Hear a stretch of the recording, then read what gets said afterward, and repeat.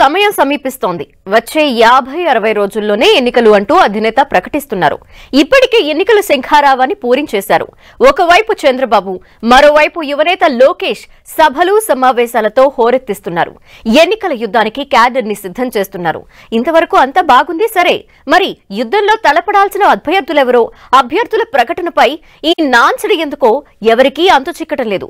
అభ్యర్థులు బలంగా ఉన్న చోట అభ్యర్థులపై స్పష్టత లేకపోతే వచ్చే 50-60 రోజుల్లో ఎన్నికల రణరంగంలో విజేతలుగా నిలవటం సాధ్యమా అన్నదే తెలుగు తమ్ముళ్లను వేధిస్తున్న సందేహం.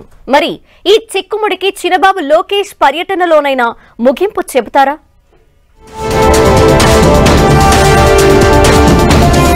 ఉమ్మడి విజయనగరం జిల్లాలో తెలుగుదేశం పార్టీకి కునికిపాట్లు తప్పడం లేదు. ఒకప్పుడు జిల్లాలో తిరుగులేని తెలుగుదేశం పార్టీకి మంత్రి బొత్స బ్రేకులు వేసేశారు.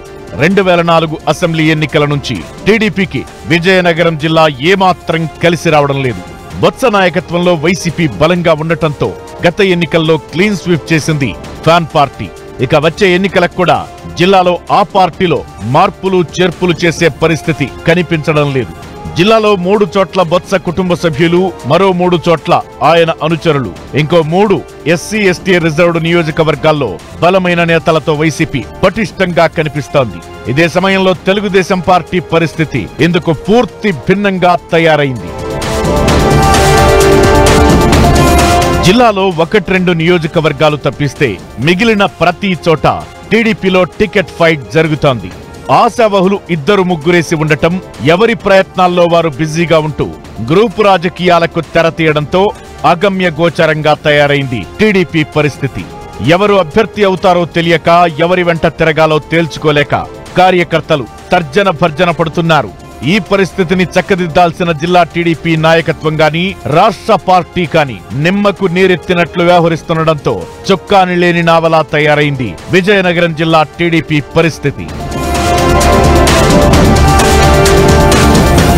విజయనగరం, బొబ్బిలి మినహా మిగిలిన నియోజకవర్గాల్లో టికెట్ కోసం అంతర్యుద్ధమే జరుగుతున్నట్లు చెబుతున్నారు.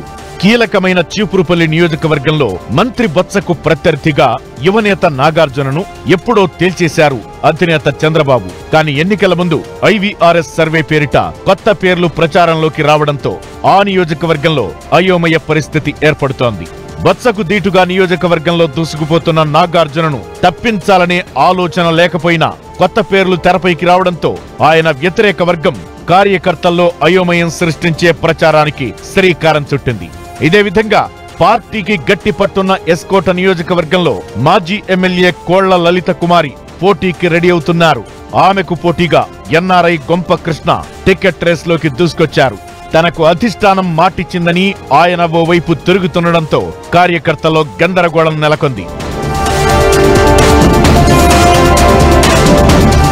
ఇలాంటి వాతావరణం ఏ ఒక్క నియోజకవర్గానికో పరిమితం కాలేదు. టీడీపీ బలమైన క్యాడర్ ఉన్న పార్వతీపురం, సాలూరు నియోజకవర్గాల్లోనూ ఇదే పరిస్థితి కనిపిస్తోంది.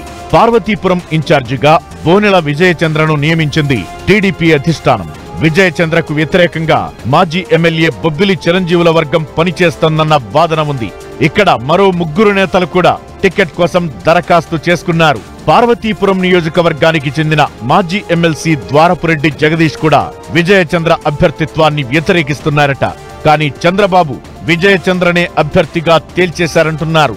కానీ ఈ గ్రూపు గోలే పార్టీలో అయోమయం సృష్టిస్తోంది. ఇక సాలూరు నియోజకవర్గంలో టికెట్ పోరు మరీ తీవ్రంగా ఉంది. ఇన్ఛార్జ్ గుమ్మడి సంధ్యారానికి టికెట్ రాకుండా మాజీ ఎమ్మెల్యే ఆర్పి భంజుదేవ్ వర్గం తీవ్రంగానే పోరాడుతోంది. సంధ్యారానికి ప్రత్యామ్నాయంగా టీచర్ తేజోవతిని తెరపైకి తీసుకొస్తోంది భంజుదేవ్ వర్గం. ఇక మరో ఎస్టీ నియోజకవర్గం కురుపాంలో కూడా అధికార పార్టీకి దీటుగా పోరాడాల్సిన టీడీపీ గ్రూపు తగాదాలతో కొట్టుమిట్టాడుతోంది. కురుపాం టీడీపీ ఇన్ఛార్జిగా తోయిక జగదీశ్వరిని నియమించింది. ఆమెకు మాజీ మంత్రి శత్రుచర్ల ఆశీస్సులు ఉండగా ఇప్పుడు వైరిచర్ల వంశానికి చెందిన వీరేష్ చంద్రదేవ్ టికెట్ కోసం పావులు కదుపుతున్నారు. వీరేష్ చంద్రదేవ్ కు మాజీ మంత్రి అశోక్ తో బంధుత్వం ఉండటంతో కురుపాం టికెట్ పై సస్పెన్స్ ఎక్కువవుతోంది. ఇదే విధంగా గజపతి నగరంలో మాజీ ఎమ్మెల్యే కొండపల్లి అప్పలనాయుడుతో పాటు ఆయన అన్న కుమారుడు కొండపల్లి శ్రీనివాసరావు, సీనియర్ నేత కరణం శివరామకృష్ణ మధ్య త్రిముఖ పోటీ కనిపిస్తోంది. జిల్లా పార్టీ పెద్ద అశోక్ గజపతిరాజుతో మాజీ ఎమ్మెల్యే కేఏ నాయుడికి వైరం నడుస్తోంది. దీంతో అశోక్ నిర్ణయంపైనే గజపతి నగరం టికెట్ ఆధారపడి ఉంటుందంటున్నారు. ఇక నెల్లిమర్లలో పరిస్థితి మరోలా ఉంది. టీడీపీ జనసేన పార్టీల మధ్య పొత్తు ప్రభావం ఈ స్థానంపై ఉంటుందన్న టాక్ సర్వత్రా నడుస్తోంది.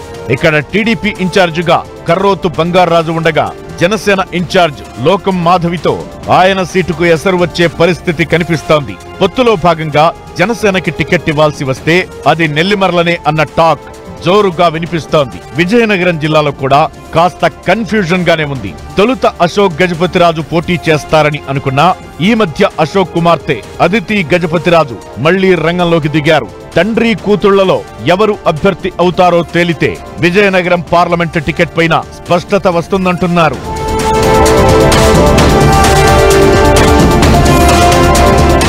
ఇలా జిల్లా వ్యాప్తంగా టీడీపీలో అయోమయం కనిపిస్తోంది.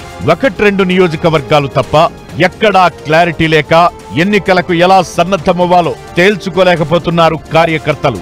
14న జిల్లాకు వస్తున్న లోకేష్ అయినా ఈ పరిస్థితిని చక్కదిద్దాలని కోరుతున్నారు పార్టీ నేతలు.